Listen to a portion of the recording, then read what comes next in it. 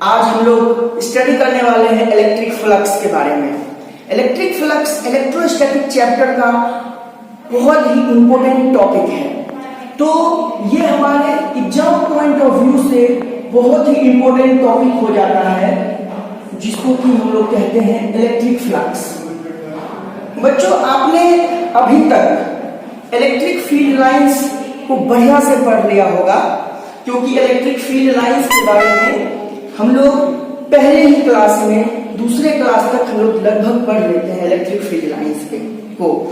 तो electric flux जो है वो बेसिकली रिलेटेड है इलेक्ट्रिक फील्ड लाइंस से। तो हमें दो चीज, इलेक्ट्रिक फ्लक्स को जानने के लिए हमें दो चीज जाननी पड़ेगी। पहला जो जानना होगा हमें वो होगा इलेक्ट्रिक फील्ड लाइंस, और दूसरा जो जानना होगा वो जानना होगा एरिया के बारे में। ये दोनों चीज बहुत ही इंपॉर्टेंट है इलेक्ट्रिक फ्लक्स को समझने के लिए। तो पहले हम थोड़ा सा ये जान लेते हैं कि इलेक्ट्रिक फील्ड लाइंस किसको बोलते हैं। इलेक्ट्रिक फील्ड लाइंस ऐसे लाइंस को बोलते हैं जो बेसिकली रियल नहीं होते, यानी these lines are imaginary lines। ये लाइंस जो होते हैं ये लाइंस इमेजिनरी होते हैं, इनके नंबर्स को काउंट करना पॉसिबल नहीं है। Okay, so number of these lines can not be counted. इस लाइंस को हम काउंट नहीं कर सकते। पहला चीज आपने क्या जाना कि ये एक इमेजिनरी लाइन है। इमेजिनरी लाइन कहने का मतलब हम इस लाइन को देख नहीं सकते। दूसरा लाइन, इस लाइन को काउंट करना पॉसिबल नहीं है।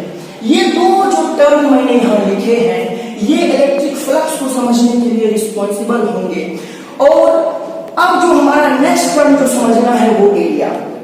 बच्चों, अभी तक आपने ये जाना है कि जो एरिया है वो स्केलर क्वांटिटी है, मींस केवल आपने उसके मैग्नीट्यूड को समझा है, उसके डायरेक्शन के बारे में अभी तक आपने बात नहीं करी है।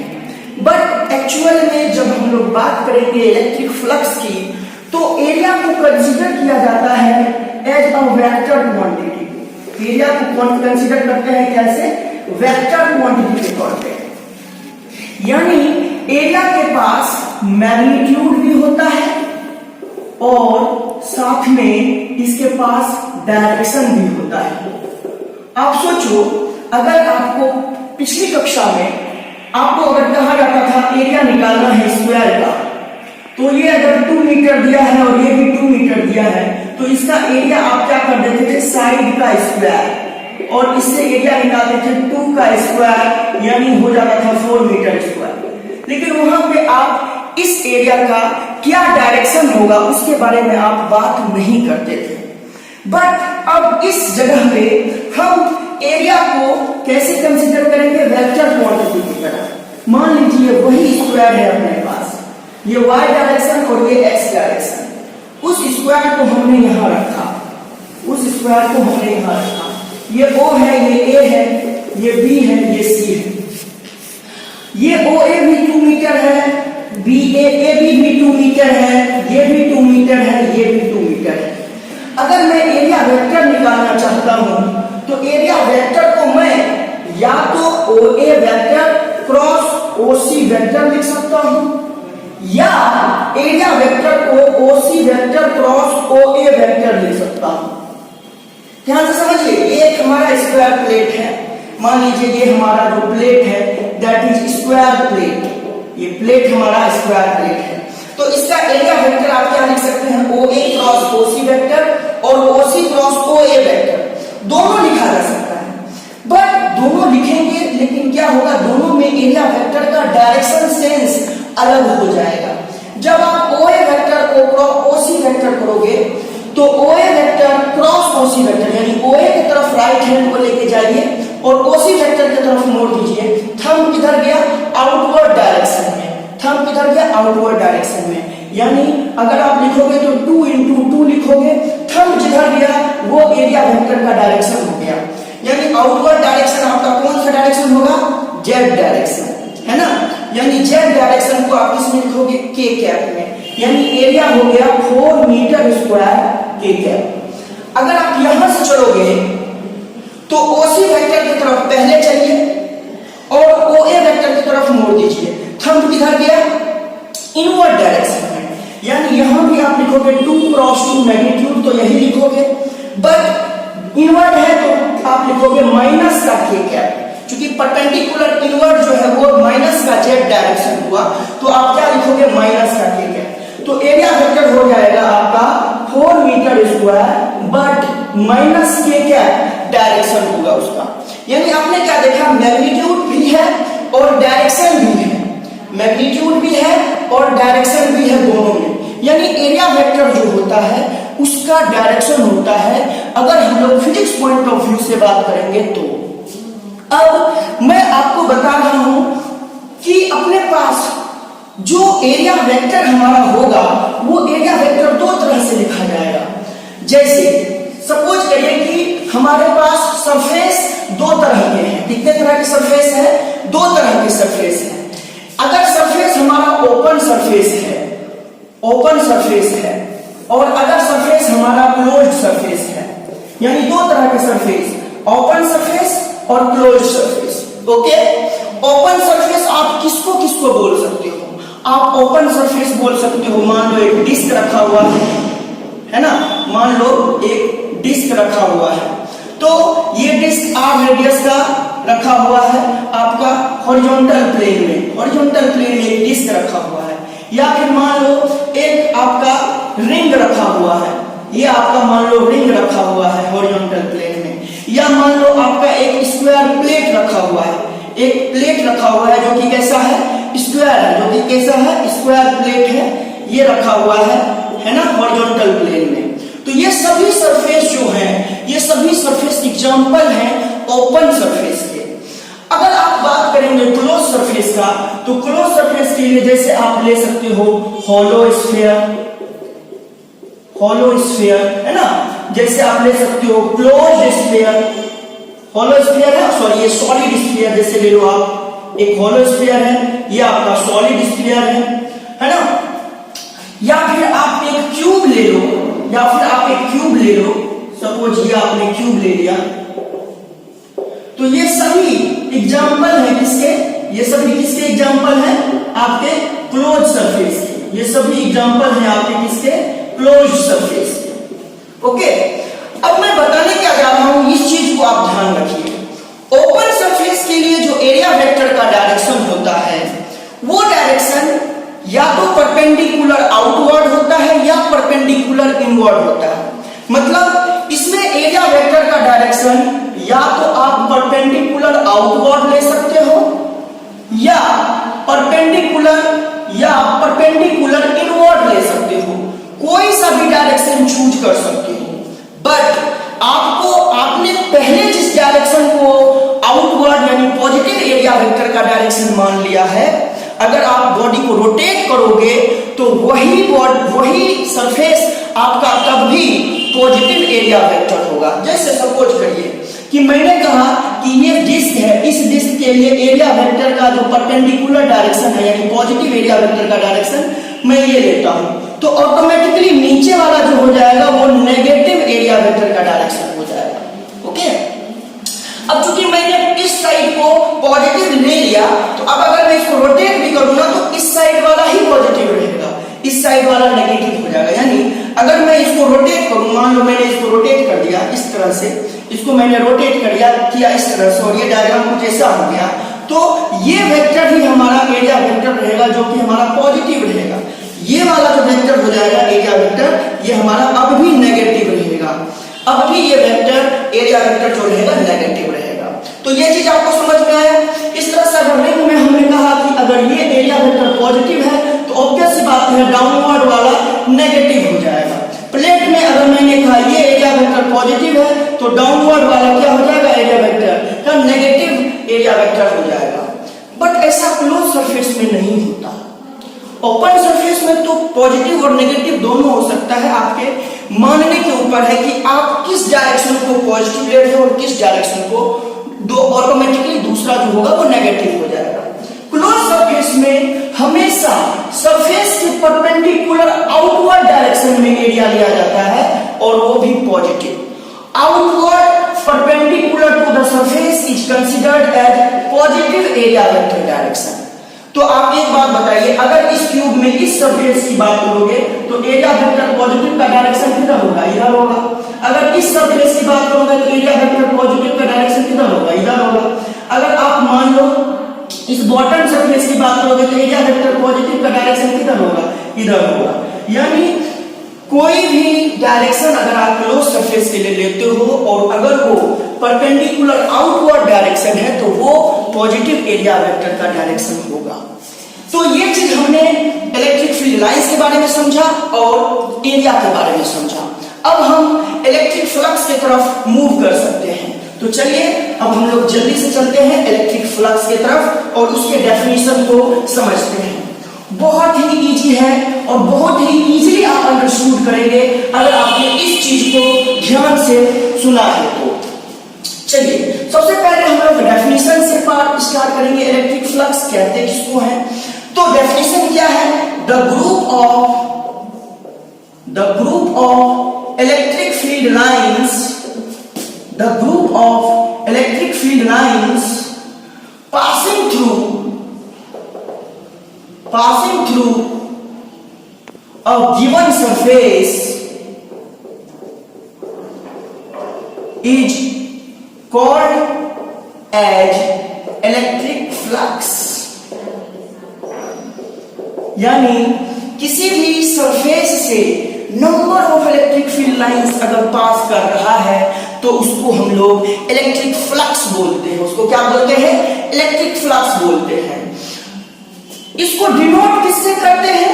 It is denoted by phi. इसको हम लोग फाई से डिनोट करते हैं। जब भी इलेक्ट्रिक फ्लक्स आएगा आप जो नोटेशन यूज करोगे वो फाई यूज करोगे, ध्यान रखना है आपको। अब हम लोग इसको मैथमेटिकली समझने की कोशिश करते हैं कि इलेक्ट्रिक फ्लक्स को हम लोग मैथमेटिकली कैसे देखेंगे। तो सपोज करिए कि हमारा ये एक सरफेस है, ये एक सरफेस है और इधर से number of electric field lines आ रही है और इस क्रॉस सेक्शन को क्या कर रही है? एंटर कर रही है और इधर से बाहर निकल रही है। यानी इस साइड से इलेक्ट्रिक फील्ड लाइंस आ रही हैं और इसमें से इंटरसेक्ट करके इधर की तरफ बाहर की तरफ निकल रही है। ठीक है, ये इसको हम लोग बोलेंगे इलेक्ट्रिक फील्ड लाइंस। इसको हम लोग बोलेंगे इलेक्ट्रिक फील्ड लाइंस। ठीक है, ये जो एरिया है, ये एरिया, ये जो सरफेस है, इस सरफेस से ये सारी लाइंस क्या कर रही हैं? पास कर रही हैं, निकल रही हैं।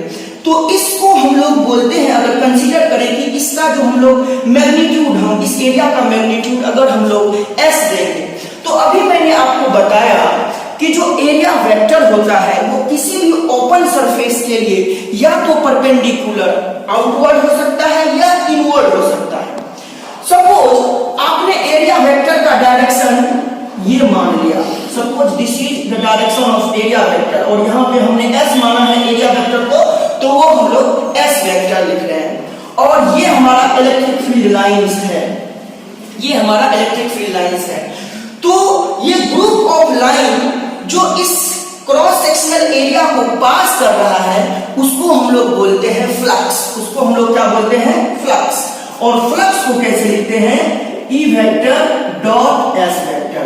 फ्लक्स को क्या लिखते हैं? E vector dot S vector. Okay, consider करिए कि हमारे पास ये सरफेस है और यहां से इलेक्ट्रिक फील्ड लाइन गया और यहां से निकल रहा है। These are the electric field lines जो इस सरफेस को पास कर रहा है। ऐसे बहुत सारे लाइंस हैं जो इस सरफेस को पास कर रहे हैं। ये ओपन सरफेस है।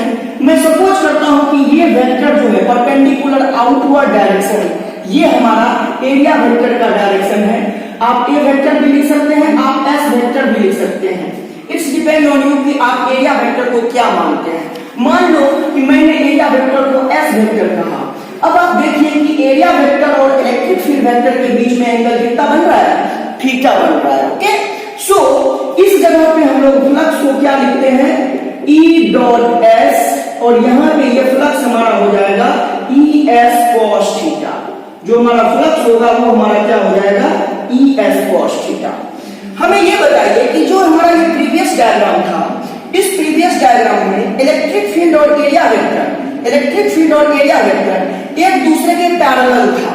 अगर ये एक दूसरे के पैरेलल है, if electric field and area vector are parallel to each other, अगर ये एक दूसरे के पैरेलल है तो थीटा क्या होगा, 0 डिग्री होगा।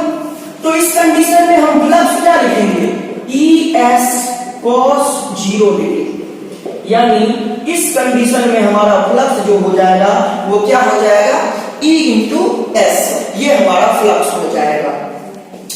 यहां पे तो हमने थीटा एंगल दे रखा है, तो यहां का हमारा फ्लक्स हो गया ES cos थीटा। अब थोड़ा सा कुछ और एग्जांपल्स लेते हैं। सपोज करिए कि हमारा एक डिस्क है हमारे पास, ये डिस्क है, consider this is a disc, और आप जान रहे हैं कि डिस्क जो है ये ओपन सरफेस है। अगर मैंने डिस्क को XY प्लेन में रखा है, किस प्लेन में रखा है, XZ प्लेन कर देता हूं, XZ प्लेन में रखा है, तो ऑब्वियस सी बात है कि जो एरिया वेक्टर का डायरेक्शन होगा वो या तो पॉजिटिव Y में होगा या नेगेटिव Y में। मैंने माना कि पॉजिटिव Y डायरेक्शन, ये हमारा Y है, ये हमारा X है और ये हमारा Z है। मैंने माना कि पॉजिटिव Y हमारा पॉजिटिव एरिया वेक्टर का डायरेक्शन है। अगर ऐसा हो कि इलेक्ट्रिक फील्ड लाइंस इस डिस्क के सरफेस को टच करके निकल जाए, बट इसके क्रॉस सेक्शन को क्रॉस नहीं करे, इसके सरफेस को क्रॉस नहीं करे, पास नहीं करे, तो इस केस में क्या होगा, इस केस में आप देखोगे कि इलेक्ट्रिक फील्ड और एरिया वेक्टर के बीच में एंगल बनेगा 90 डिग्री। तो जो फ्लक्स होगा वो क्या लिखेंगे, EA cos 90। जब आप लिखेंगे EA cos 90 तो हमारा आंसर क्या होगा, 0। यानी यहां से ये समझ में आया कि if there is electric field lines does not pass through the given surface, then the flux is 0। तब कोई भी फ्लक्स नहीं होगा, तब कोई भी फ्लक्स नहीं होगा। यानी कि अगर यही डिस्क हमारा कुछ इस तरह का हो, यही डिस्क हमारा कुछ इस तरह का हो और इधर से लाइंस एंटर करे और इधर से निकल जाए, यानी इलेक्ट्रिक फील्ड लाइंस इधर से एंटर करा और इधर से निकल जाए, और ये हमारा डिस्क है, ये हमारा डिस्क है जो कि एक ओपन सरफेस की तरफ है। तो ये हमारा इलेक्ट्रिक फील्ड का डायरेक्शन हो गया, और ये हमारा, अगर हमने कहा एरिया वेक्टर का डायरेक्शन ये हमारा है। तो इलेक्ट्रिक फील्ड और एरिया वेक्टर दोनों एक दूसरे के पैरेलल है। तो जो फ्लक्स होगा वो क्या होगा, E डॉट A, और यहाँ पे हम लिखेंगे EA cos 0 डिग्री, और cos 0 1 हो जाएगा, E इंटू A हो जाएगा, ये हमारा फ्लक्स हो जाएगा। अगर हमने इसका रेडियस R दे रखा है तो एरिया को हम लोग क्या लिखेंगे, पाई R स्क्वायर। एरिया को क्या लिखेंगे, पाई R स्क्वायर। तो ये हमारा flux passing through the given disk surface आ जाएगा। अब अगर मैं बात करूं कि फ्लक्स कितने तरह के होते हैं, तो मैं आपको क्लियरली बता दूं कि फ्लक्स 2 तरह के होते हैं। एक होता है पॉजिटिव फ्लक्स और एक होता है नेगेटिव फ्लक्स। अब आप कहेंगे कि सर ये पॉजिटिव फ्लक्स और नेगेटिव फ्लक्स क्या होता है? सिंपल सा कॉन्सेप्ट है। अगर किसी भी क्रॉस सेक्शन के लिए अगर हम लोग इलेक्ट्रिक फ्लक्स निकालना चाहते हैं और अगर हमारा इलेक्ट्रिक फील्ड का डायरेक्शन और एरिया वेक्टर का डायरेक्शन सेम है, तो ऐसे केस में जो हमारा फ्लक्स होगा वो प्लस का EA होगा। इसको हम लोग पॉजिटिव फ्लक्स बोलते हैं। यानी इस केस में फ्लक्स जो है वो सरफेस को लीव करता है, यानी इस केस में फ्लक्स जो है वो क्या करता है, लीव्स द सरफेस, यानी पॉजिटिव फ्लक्स में फ्लक्स सरफेस से बाहर की तरफ निकलता है। नेगेटिव में क्या होगा, मान लीजिए इलेक्ट्रिक फील्ड का डायरेक्शन आपको ये गिवन है और एरिया वेक्टर इसके जस्ट ऑपोजिट है, तो फ्लक्स जो होगा वो क्या होगा, -EA। और ऐसे कंडीशन में क्या हो रहा होता है, फ्लक्स एंटर कर रहा होता है, यानी यहां पे क्या होता है, फ्लक्स जो होता है वो एंटर्स द गिवन सरफेस। इसमें जो होता है वो फ्लक्स हमारा एंटर कर रहा होता है, सरफेस के अंदर जा रहा होता है। तो एक छोटा सा एग्जांपल मैं आपको दिखा देता हूं। मान लीजिए कि आपको क्वेश्चन दिया हुआ है कि एक सिलेंडर है, इस सिलेंडर का रेडियस है r और लेंथ है l, ओके, और इस साइड से, और ये सिलेंडर जो है वर्टिकली रखा हुआ है, और इस साइड से इलेक्ट्रिक फील्ड लाइंस जा रही हैं और सिलेंडर को पास कर रही हैं। आपसे पूछा जा रहा है कि कितना फ्लक्स जो है वो इस सिलेंडर से क्या करेगा, लीव होगा। Find out the flux leaving the surface of cylinder. अगर आपसे ये क्वेश्चन पूछा गया कि बताइए कि कितना फ्लक्स जो है वो इस सरफेस को क्या कर रहा है, लीव कर रहा है, इस सरफेस से निकल रहा है, तो ऑब्वियस सी बात है कि जब ये इलेक्ट्रिक फील्ड लाइंस जाएंगी तो ये मैक्सिमम एरिया जो कवर करेगा इस सिलेंडर का, जो प्रोजेक्शन एरिया होगा सिलेंडर के लिए वो ये होगा। ध्यान से देखिए, क्या यही एरिया को, यही मैक्सिमम एरिया को कवर करेगा, है कि नहीं? इससे ज्यादा एरिया ये जो इलेक्ट्रिक फील्ड लाइंस है इससे ज्यादा एरिया से कवर नहीं करेगा। इसके बाद वाला जो भी सरफेस बच होगा, एरिया होगा, इसके बाद वाला जो भी रीजन होगा उससे बाहर की तरफ से निकलेगा इलेक्ट्रिक फील्ड लाइंस। केवल और केवल इस एरिया, इसमें एंटर करेगा और यहां से लीव करेगा, एंटर करेगा और यहां से लीव करेगा, एंटर करेगा और यहां से लीव करेगा। यानी आपको जो एरिया कैलकुलेट करना है वो ये एरिया कैलकुलेट करना है। अब ये एरिया कैसे कैलकुलेट करोगे, तो आप देख रहे हो कि क्या ये एक रेक्टेंगुलर सरफेस बन चुका है। देखिए तो क्या ये रेक्टेंगुलर क्रॉस सेक्शन बन चुका है कि नहीं बन चुका है। और आप जानते हो कि सेंटर से ये डिस्टेंस r है, तो ऑब्वियस सी बात है ये डिस्टेंस भी r होगी, तो ये r और ये r, ये टोटल हो गया 2r इसका विड्थ हो गया और l इसका लेंथ हो गया। तो इसका एरिया को हम लोग क्या लिख सकते हैं, 2r × l लिख सकते हैं। अब अगर मुझे फ्लक्स लीविंग पूछ रहा है तो फ्लक्स लीविंग को मैं क्या लिखूंगा, लीविंग के केस में मैंने अभी बताया कि आपका फ्लक्स जो होता है वो पॉजिटिव हम लोग ट्रीट करते हैं, तो पॉजिटिव हो जाएगा E × एरिया। एरिया कितना लेकर के आए हम लोग, 2rl, यानी आंसर हो जाएगा 2ERL। बात करते हैं, हमने क्या देखा, फ्लक्स को हम लोगों ने क्या लिखा, E × A। इलेक्ट्रिक फील्ड का यूनिट क्या होता है, न्यूटन पर कूलम, और एरिया का यूनिट क्या होता है, मीटर स्क्वायर। तो फ्लक्स का एक बेसिक यूनिट जो हो जाएगा वो हो जाएगा न्यूटन मीटर स्क्वायर अपॉन में कूलम, और दूसरा यूनिट होगा हमारा न्यूटन मीटर पर कूलम इनटू मीटर, यानी कि हम लोग जूल पर कूलम इनटू मीटर लिख सकते हैं, और जूल पर कूलम को लिख सकते हैं वोल्ट मीटर। यानी फ्लक्स का दूसरा यूनिट जो होगा वो या तो वोल्ट मीटर लिख सकते हैं आप। देखिए यहाँ पे न्यूटन है, यहाँ मीटर स्क्वायर है, 1 मीटर ले लीजिए, न्यूटन मीटर, जूल होता है, जूल पर कूलम को हम लोग वोल्ट लिखते हैं, और 1 मीटर बचा हुआ है तो ये हमारा वोल्ट मीटर हो गया। यानी एक यूनिट हो जाएगा न्यूटन पर कूलम इनटू मीटर स्क्वायर, यानी न्यूटन मीटर स्क्वायर पर कूलम, और दूसरा यूनिट हो जाएगा हमारा वोल्ट मीटर। अब अगर हम लोग डायमेंशन की बात करें, तो न्यूटन को हम लोग लिखते हैं mLT-2 लिखते हैं, मीटर स्क्वायर को लिखेंगे L2, और कूलम को लिखेंगे I × T। इसको सॉल्व कर लेते हैं, ये हो जाएगा n L का पावर 3, T का पावर -3, I का पावर -1। ये हमारा डायमेंशन हो जाएगा किसका, फ्लक्स का। ओके दोस्तों, थैंक यू सो मच। आज हमने इलेक्ट्रिक फ्लक्स के बारे में बेसिक जानकारी ली। नेक्स्ट चैप्टर में हम लोग इसके आगे का पार्ट स्टडी करेंगे। Thank you.